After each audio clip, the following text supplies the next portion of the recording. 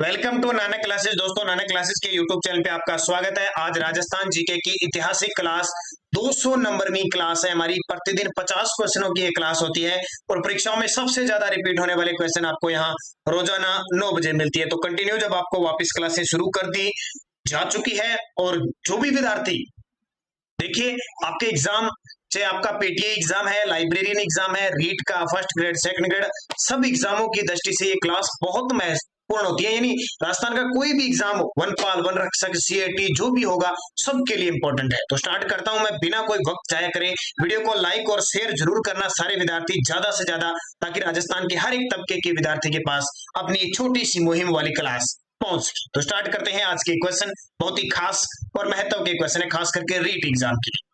राजस्थान में अंग्रेजी शिक्षा पद्धति पर आधारित लड़कियों का पहला पब्लिक स्कूल कहां खोला गया था? राजस्थान में अंग्रेजी शिक्षा पद्धति पर आधारित लड़कियों का पहला पब्लिक स्कूल कहां खोला गया था? तो कहां खोला गया था? पहला खोला गया था जयपुर के अंदर। कहां पे? जयपुर में अंग्रेजी शिक्षा पद्धति पर आधारित लड़कियों का पहला पब्लिक स्कूल खोला गया था। और नाम जानते हो, वो जयपुर की महारानी गायत्री देवी के द्वारा, नाम सुना होगा आपने, गायत्री देवी के द्वारा ये स्कूल खोला गया था, जिसका नाम था एमडीजे स्कूल। एमडीजे स्कूल ये 1943 के अंदर खोला गया था। दूसरा प्रश्न देखिए, एनपीईजीईएल कार्यक्रम किसके तहत संचालित किया जा रहा है? एनपीईजीईएल कार्यक्रम किसके द्वारा संचालित किया जा रहा है? सर्व शिक्षा अभियान के तहत। किसके तहत? सर्व शिक्षा अभियान के तहत ये संचालित किया जा रहा है। और ये कहां? जो राज्य के शैक्षणिक दृष्टि से जो पिछड़े ब्लॉक्स हैं, उनमें संचालित किया जा रहा है। तो ये क्वेश्चन रीट के एग्जाम की दृष्टि से बड़े इंपॉर्टेंट है। अभी ऐसे ही आएंगे, क्योंकि शैक्षिक प्रबंधन है आपका टॉपिक, है ना, सूचना तकनीकी। इसके अलावा जो छोटी मोटी समसामयिकी या शैक्षिक परिदृश्य से जुड़े हुए, वो क्वेश्चन ये इंपॉर्टेंट बने हैं। इसलिए रीट के विद्यार्थी सारे जुड़ जाइए। फर्स्ट लेवल और सेकंड लेवल, आपके जितने भी छोटे भाई बहन है या बड़े भाई बहन है, कोई भी तैयारी कर रहा है मित्रगण, शाला में 100% नामांकन के ध्येय को प्राप्त करने व 6 से 14 वर्ष की आयु वर्ग के बच्चों की उपस्थिति को विद्यालय में नियमित बनाए रखने के उद्देश्य से चलाया जा रहा कार्यक्रम कौन सा है? देखिए, शाला में 100% नामांकन के ध्येय को प्राप्त करने, 6 से 14 वर्ष की आयु के वर्ग के बच्चों की उपस्थिति को विद्यालय में नियमित बनाए रखने के उद्देश्य से चलाया जा रहा कार्यक्रम कौन सा है? उस कार्यक्रम का नाम है चाइल्ड ट्रैकिंग सिस्टम। कौन सा? चाइल्ड ट्रैकिंग सिस्टम है, ये ध्यान रखना। अगला, राज्य में निजी संस्थानों द्वारा स्कूलों को गोद लेकर शैक्षणिक गुणवत्ता में सुधार व आधारभूत ढांचे के विकास और कंप्यूटर शिक्षा उपलब्ध करवाने के उद्देश्य से किस कार्यक्रम की शुरुआत की गई है? यानी निजी संस्थानों द्वारा स्कूलों को गोद लेकर जो शैक्षणिक गुणवत्ता में सुधार और आधारभूत जो ढांचा है उसके विकास और कंप्यूटर शिक्षा उपलब्ध कराने के उद्देश्य से जो कार्यक्रम है, उसका नाम है REI, यानी Rajasthan education initiative. Rajasthan education initiative. और ये राजस्थान शिक्षा पहल योजना सितंबर 2005 में शुरू की गई थी। यानी हिंदी में इसका नाम क्या है? राजस्थान शिक्षा इनिशिएटिव यानी पहल। ये शुरुआत हुई थी 2005 के अंदर, सितंबर 2005 में। शॉर्टकट में नाम है REI। अगला देखिए, राष्ट्रीय पोषाहार सहायता कार्यक्रम के तहत कक्षा 1 से 5 तक के बच्चों हेतु कितने कैलोरी व प्रोटीन युक्त कितने ग्राम खाद्यान्न प्रतिदिन प्रदान करने का प्रावधान किया गया है? 1 से 5 तक के बच्चों हेतु कितने कैलोरी व प्रोटीन युक्त कितने ग्राम का जो खाद्यान्न है प्रतिदिन प्रदान करने का प्रावधान किया गया है? तो वो किया गया है 450 ग्राम कैलोरी व 12 ग्राम प्रोटीन युक्त 100 ग्राम खाद्यान्न। याद रखना। और ठीक है, कितना? 450 ग्राम कैलोरी और 12 ग्राम प्रोटीन युक्त 100 ग्राम खाद्यान्न मिलेगा। इसके अलावा अगर आपसे पूछे कक्षा 6 से 8 तक, कक्षा 6 से 8 तक की बात करें, तो उसमें आपको मिलेगा 700 ग्राम कैलोरी और 20 प्रोटीन युक्त 150 ग्राम खाद्यान्न प्रदान किया जाएगा। तो ये देखिए इंपॉर्टेंट है कि नहीं? आपने रीट का एग्जाम देखा हो तो इसमें ये टॉपिक है स्पेशल। अगला देखिए, शारदे बालिका छात्रावास किससे संबंधित है? शारदे बालिका छात्रावास किससे संबंधित है? तो ये है माध्यमिक शिक्षा से। किससे? शायद आज मेरे हिसाब से आज शिक्षा से संबंधित ज्यादा क्वेश्चन आ गए। शारदे बालिका छात्रावास किससे संबंधित है? माध्यमिक शिक्षा से है, सर्व शिक्षा अभियान के तहत, यानी माध्यमिक शिक्षा से है। इसमें क्या होगा कि माध्यमिक शिक्षा स्तर तक बालिकाओं के जुड़ाव और उनके ठहराव सुनिश्चित करने हेतु राजस्थान माध्यमिक शिक्षा परिषद के द्वारा शारदे बालिका छात्रावास की स्थापना की गई है। तो ये आपके इंपॉर्टेंट है। इन छात्रावासों में वह अल्पसंख्यक वर्ग की 100 बालिकाएं रह सकती है 9वीं से 12वीं में जो अध्ययनरत है। मिड डे मील योजना में केंद्र व राज्य का अंशदान कितना है? कितना इंपॉर्टेंट क्वेश्चन है। देखिए, मिड डे मील योजना केंद्र व राज्य का अंशदान कितना है? तो ये है 75-25। तो केंद्र का 75 और राज्य का 25। और जो पूर्वोत्तर राज्य है, कहां पे, जो पूर्वोत्तर राज्य है उसमें आपका जो प्रतिशत मिलेगा वो आपको मिलेगा 90-10 का। अगला देखिए, राजस्थान में मीराबाई अखिल भारतीय आयुर्विज्ञान संस्थान कहां स्थापित किया गया है? राजस्थान में मीराबाई अखिल भारतीय आयुर्विज्ञान संस्थान कहां स्थापित किया गया है? ये जोधपुर के अंदर स्थापित किया गया। कब है? और 2012 में ये प्रारंभ हुआ था। एम्स जोधपुर के मेडिकल कॉलेज में ये स्टार्ट हुआ था। राजीव गांधी जनजातीय विश्वविद्यालय कहां स्थापित किया गया है? राजीव गांधी जनजातीय विश्वविद्यालय कहां स्थापित किया? आपने सुना होगा गोविंद गिरी जनजातीय विश्वविद्यालय, गोविंद गुरु जनजातीय विश्वविद्यालय बांसवाड़ा में है, जबकि राजीव गांधी जनजातीय विश्वविद्यालय जो है वो उदयपुर के अंदर है। और ये कब स्थापित हुआ? 2012 के अंदर स्थापित हुआ था। इसके अलावा ध्यान रखना, उदयपुर में माणिक्य लाल वर्मा जो शोध संस्थान है वो भी स्थित है, और मोहनलाल सुखाड़िया विश्वविद्यालय भी कहां पे है? उदयपुर के अंदर। डिम्ब विश्वविद्यालय जैन विश्व भारती किस संत की प्रेरणा से स्थापित किया गया था? डिम्ब जो विश्वविद्यालय है जैन विश्व भारती किस संत की प्रेरणा से स्थापित किया गया था? आचार्य श्री तुलसी जी के से। ठीक है, जैन विश्व भारती की स्थापना 1970 में हुई थी। कहां पे? लाडनू नागौर के अंदर 1970 में हुई थी, और 1991 में इसे डिम्ब विश्वविद्यालय का दर्जा दिया गया था। और ये जो आचार्य श्री तुलसी जी है, ये जैन धर्म के श्वेतांबर, एक दिगंबर एक श्वेतांबर है ना, श्वेतांबर के तेरापंथी समाज के आचार्य थे। किस विश्वविद्यालय का नामकरण पूर्व राष्ट्रपति सर्वपल्ली राधाकृष्णन के नाम पे किया गया? किस विश्वविद्यालय का नामकरण पूर्व राष्ट्रपति सर्वपल्ली राधाकृष्णन के नाम पर किया गया? तो जाहिर सी बात है, राजस्थान आयुर्वेद विश्वविद्यालय। और कल ही मैंने सुबह 7 बजे हमारी रोज करंट की क्लास आती है, उसमें मैंने फिक्स बताया था आपको कि सर्वपल्ली राधाकृष्णन राजस्थान आयुर्वेद विश्वविद्यालय जोधपुर के अंदर है। हाल ही में ताजा आपको वहां पे एक नई अपडेट बताई थी। वो क्या अपडेट थी? मुझे करंट के जो विद्यार्थी जुड़े हो मुझे जरूर बताना। कल के वीडियो में ही मैंने चर्चा की थी इस जोधपुर के विश्वविद्यालय की। तो आपको याद रखना है कौन सा राजस्थान आयुर्वेद विश्वविद्यालय जोधपुर में है। वो हमारे राष्ट्रपति, पूर्व राष्ट्रपति जो हमारे देश के प्रथम उपराष्ट्रपति और दूसरे राष्ट्रपति थे, सर्वपल्ली राधाकृष्णन के नाम पर इनका नाम रखा गया। इसकी स्थापना याद रखना 2002 में हुई थी। कहां पे? 2002 में हुई थी। निम्न में से कौन सा युग्म असंगत है? निम्न में से कौन सा युग्म असंगत है? देखो, महाराणा प्रताप कृषि व तकनीकी विश्वविद्यालय उदयपुर में है, बिल्कुल सही है। राष्ट्रीय विधि विश्वविद्यालय मंडोर जोधपुर में है, बिल्कुल सही है। आयुर्वेद विश्वविद्यालय अजमेर में है, ये तो अभी मैंने बताया जोधपुर के अंदर, तो गलत हो गया।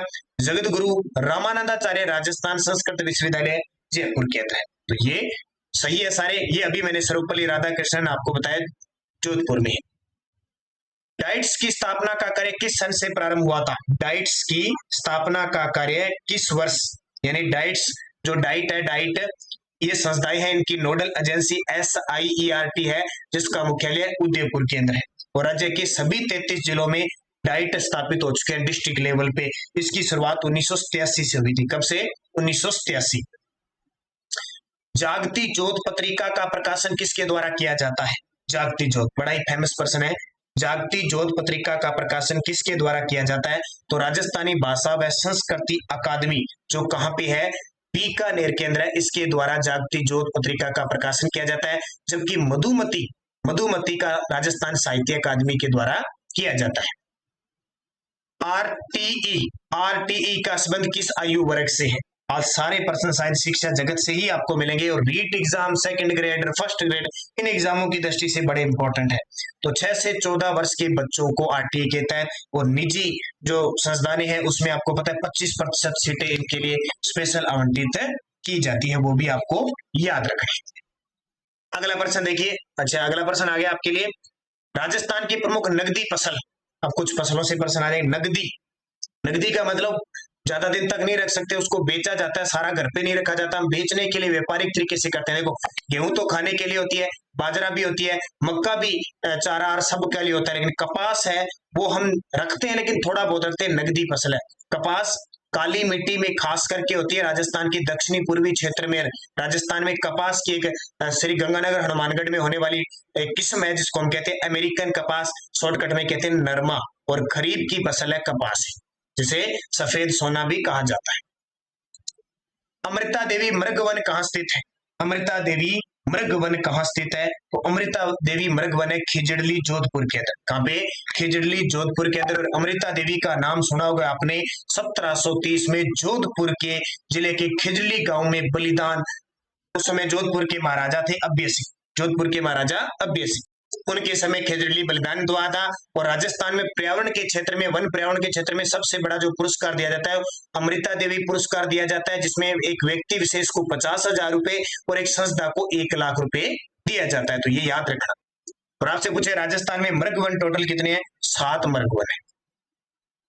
शिक्षा का अधिकार कानून कब से लागू किया गया? शिक्षा का अधिकार कानून कब से लागू किया गया? तो शिक्षा का अधिकार कानून 1 अप्रैल 2010 से लागू किया गया, शिक्षा का अधिकार। और ये आपको पता होगा, पहला एक संपत्ति का अधिकार है, उसकी जगह शिक्षा का अधिकार आ गया, तो ये भी बहुत इंपॉर्टेंट है। सीमा क्षेत्र विकास कार्यक्रम का संबंध राज्य के किन जिलों में है? सीमा क्षेत्र विकास कार्यक्रम का संबंध राजस्थान के किन जिलों से है?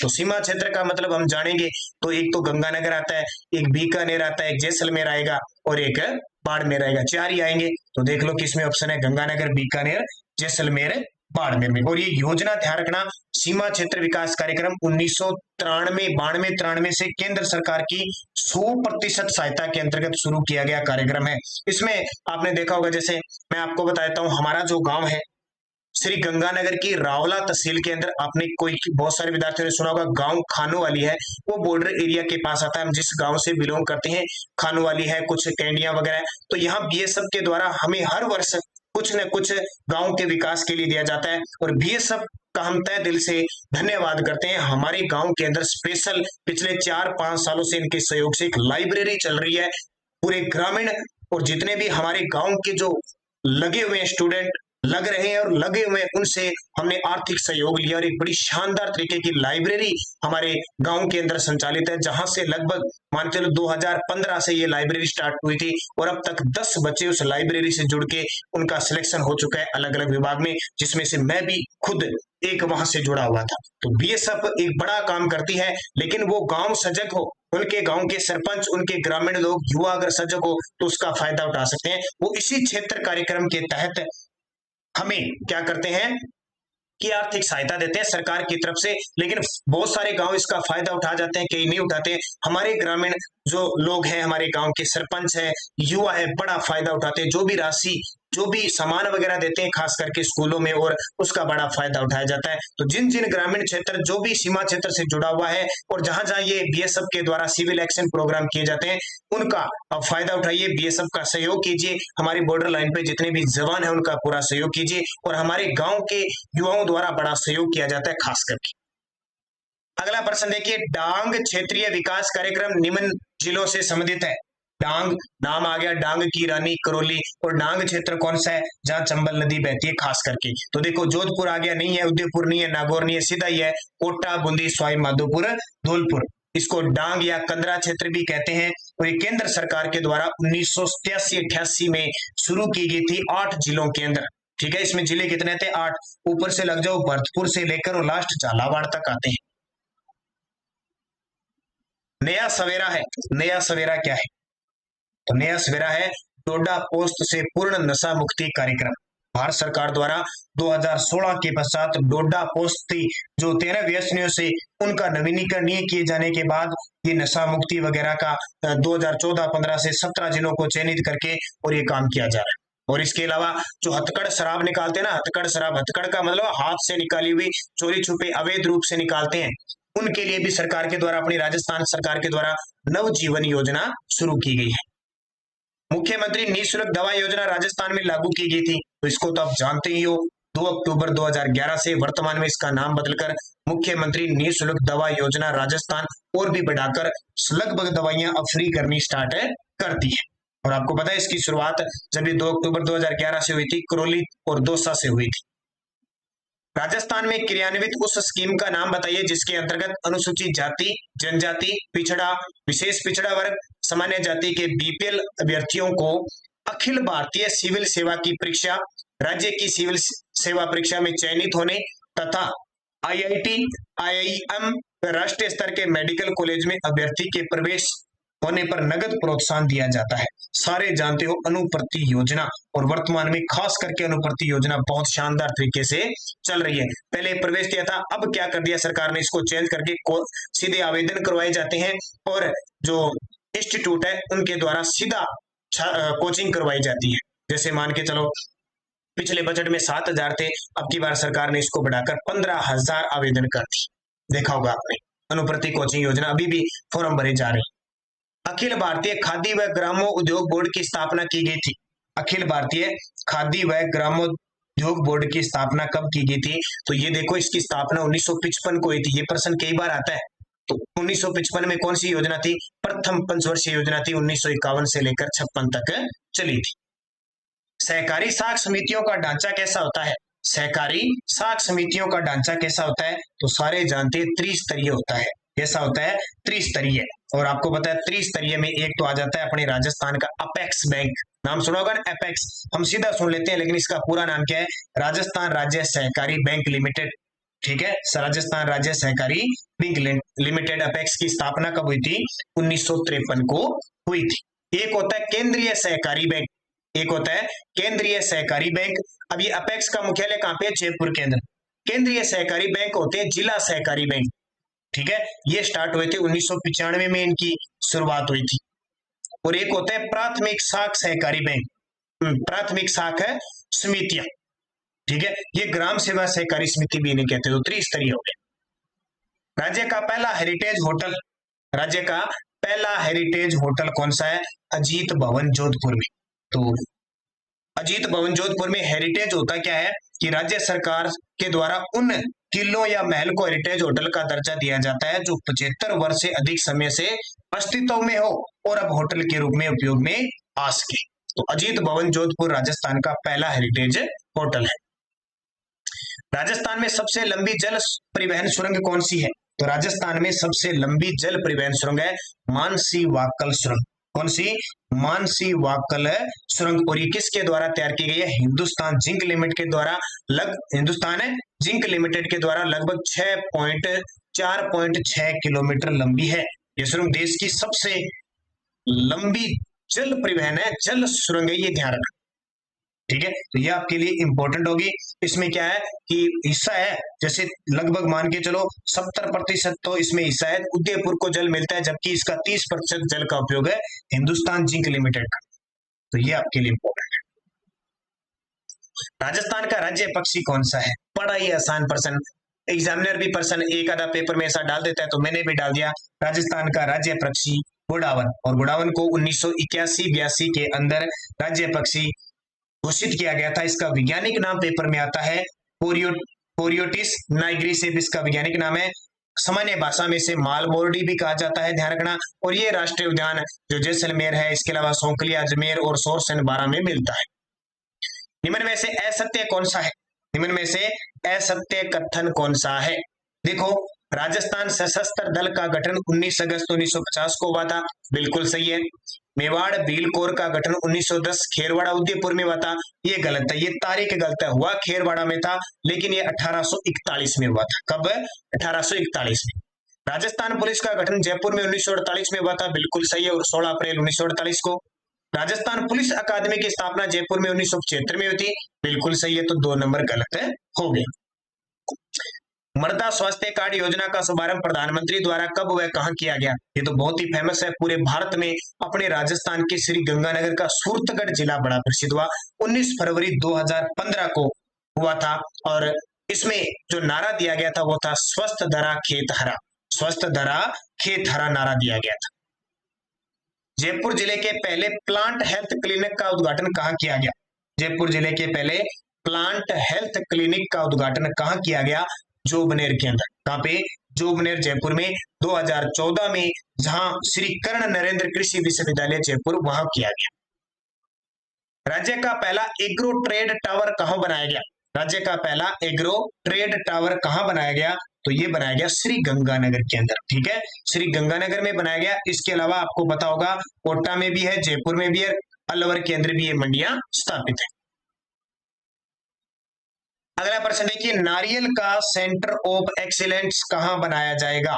नारियल का सेंटर फॉर एक्सीलेंस, ठीक है, और टोंक के कहां बनाया जाएगा? टोंक में बिशनपुर के अंदर। इसके अलावा अमरूद का सेंटर ऑफ एक्सीलेंस भी यहां बनाया जाएगा।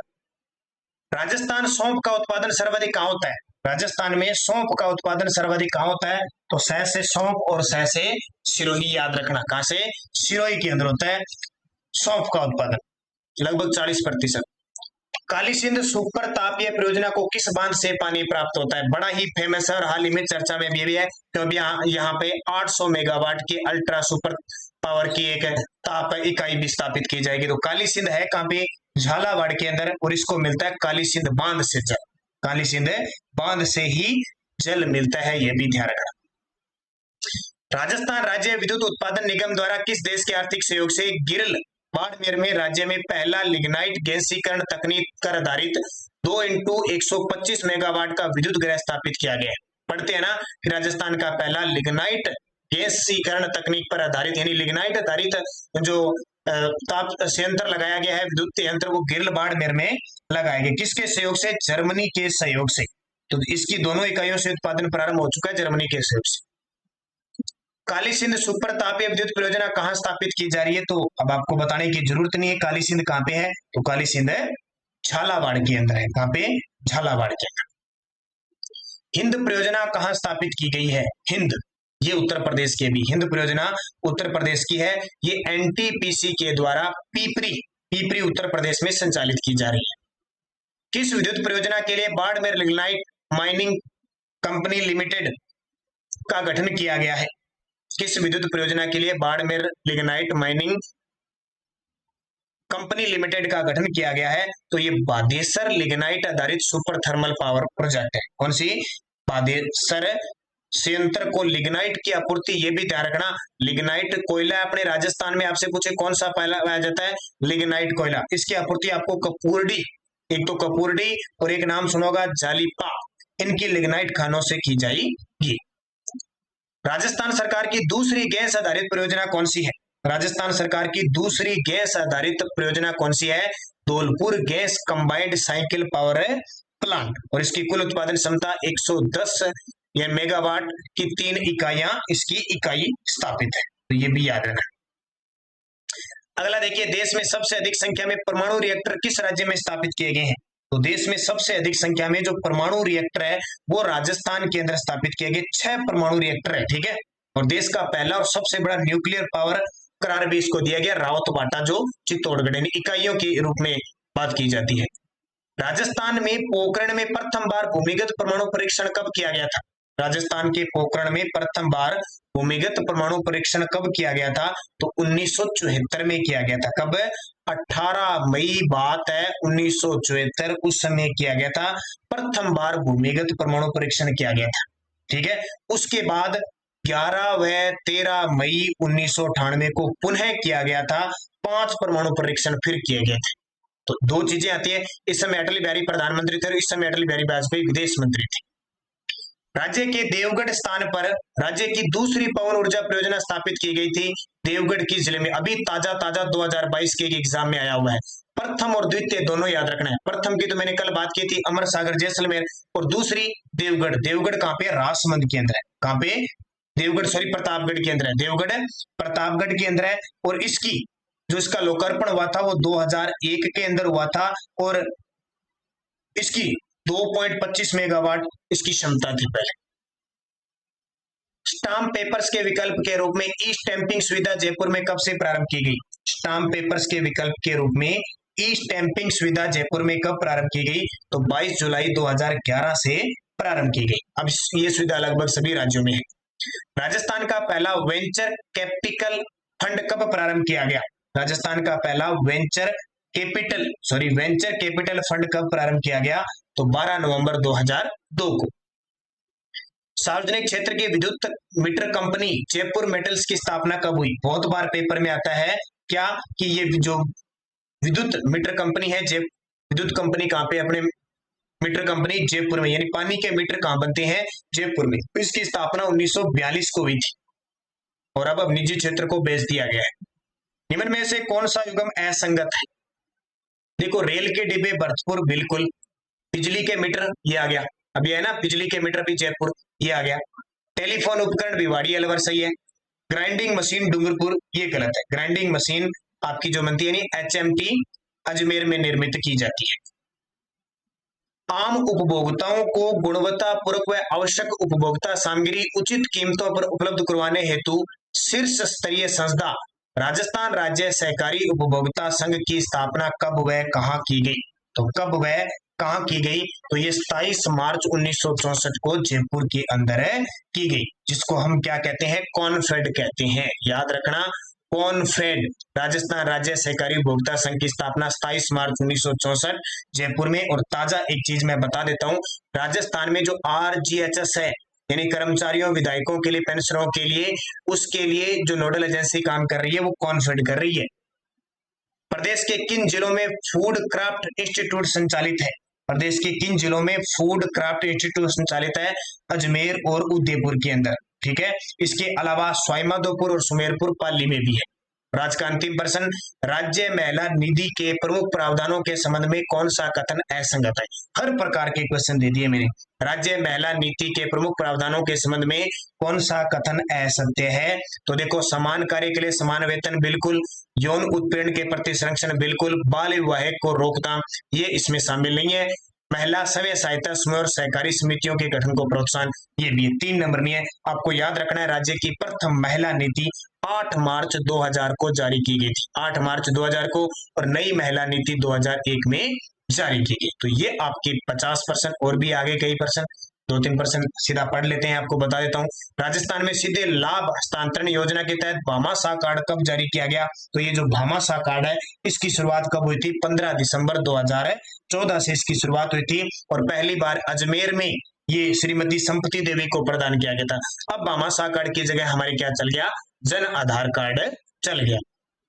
ग्रामीण महिलाओं को आर्थिक सुरक्षा प्रदान करने और उनमें बचत की प्रवृत्ति को प्रोत्साहन देने के उद्देश्य से प्रारंभ की गई योजना कौन सी है? तो महिला समृद्धि योजना। और निम्न में से कौन सा युग्म असंगत है? देखिए, कौन सा युग्म असंगत है? संस्कृत शिक्षा निषेधालय 1958 में स्थापना हुई, बिल्कुल सही है। प्राविधि शिक्षा निषेधालय की स्थापना 17 अगस्त 1956 को हुई थी, ये भी सही है। प्राविधि शिक्षा मंडल की स्थापना मई 1957 को हुई थी, ये भी सही है। माध्यमिक शिक्षा निषेधालय की स्थापना मई 1992 को हुई थी, ये गलत है, 1997 को हुई थी। तो वर्ष 1997 को प्राथमिक व माध्यमिक शिक्षा बीकानेर का विभाजन करके बीकानेर में ही पृथक पृथक प्रारंभिक शिक्षा निषेधालय व माध्यमिक शिक्षा निषेधालय की स्थापना की गई थी। ये रीट के विद्यार्थियों के लिए बहुत ही खास क्वेश्चन है। अभी लगातार ऐसे क्वेश्चन मिले जाएंगे, क्योंकि बहुत 50% रीट का एग्जाम राजस्थान जीके कवर करवाएगा और इस प्रकार के क्वेश्चन कराएंगे। बाकी लाइब्रेरियन है, पीटीआई का एग्जाम है, सेकंड ग्रेड है, वनपाल वन रक्षक सबके लिए इंपॉर्टेंट है। और वनपाल वन रक्षक के लिए जल्द ही आपको नानक क्लासेज ऐप पर मॉडल पेपर शुरू करने जा रहे हैं। जिस दिन होंगे उस दिन आपको लिंक डाल दिया जाएगा। आप अच्छे तरीके से पढ़ते रहना, बस निरंतर अध्ययन करते रहना, निश्चित तौर पर आपको सफलता मिलेगी। धन्यवाद। जय हिंद, जय भारत।